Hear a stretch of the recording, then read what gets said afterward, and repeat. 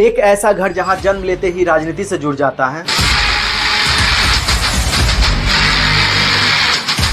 जहां हर हंसी के पीछे एक विरासत और आने वाले कल की उम्मीदें छिपी होती हैं, और एक ऐसा जीवन जहां बचपन कभी बचपन रहा ही नहीं, जहां हंसी के बदले इतिहास का बोझ और भावनाओं के बदले राजनीति का सच्चाई मिली। 1984 एक गोली, एक साजिश और एक बच्चे की जीवन में पहली बड़ी चोट, वो सिर्फ एक घटना नहीं थी, वो बचपन के टूटने की शुरुआत थी, जहां आंसू चुप था लेकिन दिल चीख रहा था। कुछ साल बाद उनके पिता भी उनसे छिन जाते हैं, पहले दादी फिर पिता, किस्मत ने जैसे हर बार उसी घर को निशाना बनाया हो।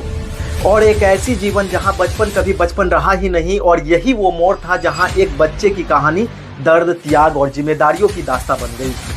ये कहानी राहुल गांधी की है, उस बच्चे की है जिसने सत्ता देखी, शक्ति देखी, लेकिन सबसे ज्यादा दर्द और खोना भी देखा। एक नाम, एक विरासत और एक ऐसी यात्रा जिसमें चमक है लेकिन दर्द भी उतना ही गहरा है, और इसी गहराई, रोशनी और अंधेरे के बीच लिखी जाती है राहुल गांधी की जिंदगी की सबसे अनोखी दास्तां।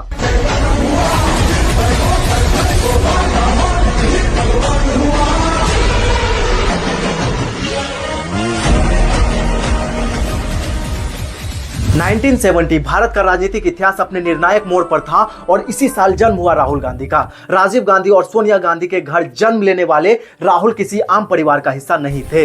राहुल उस राजनीतिक वंश का हिस्सा थे जिसे भारत का सबसे शक्तिशाली राजनीतिक विरासत माना जाता है। लेकिन क्या विरासत सिर्फ ताकत देती है, या वो जिम्मेदारी का बोझ भी बन जाती है? और यही से शुरू होती है वो यात्रा जहां ताली भी मिलती है और तानों की चोट भी, जहां चमक भी है और अंधेरे की साया भी। यहीं से राहुल की जिंदगी अलग राह पर ले लेती है। 2 हत्याएं, 2 गहरे घाव और टूटा बचपन, ये वो दर्द था जिसे उन्हें उम्र से पहले ही बड़ा कर दिया और जिंदगी को एक अलग मोड़ पर ला खड़ा कर दिया। 1984 देश हिल जाता है। राहुल गांधी की दादी इंदिरा गांधी की हत्या हो जाती है।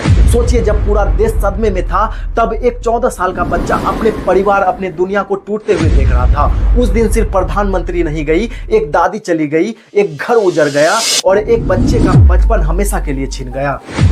लेकिन किस्मत यही नहीं रुकती है। 1991 कुछ साल बाद उनके पिता राजीव गांधी की हत्या हो जाती है। एक और धमाका, एक और साजिश, और जिंदगी का दूसरा सहारा भी हमेशा के लिए छिन जाता है। क्या आप समझ सकते हैं कैसा होता होगा वो दर्द, कैसा होता होगा वो डर, वो खालीपन, जब सत्ता के सबसे बड़े घर में रहने वाला वो बच्चा सबसे ज्यादा असुरक्षित महसूस करने लगता है। यही कारण था कि राहुल का बचपन सम्मान नहीं रहा। उन्हें सुरक्षा कारणों से घर पर ही पढ़ाया गया। साधारण स्कूल नहीं, एक सीमित नियंत्रित बचपन में जीने पर मजबूर हो गया। जहां बच्चे खुले आसमान में सपने देखते हैं, वहीं राहुल का आसमान सुरक्षा दीवारों में कैद हो चुका था।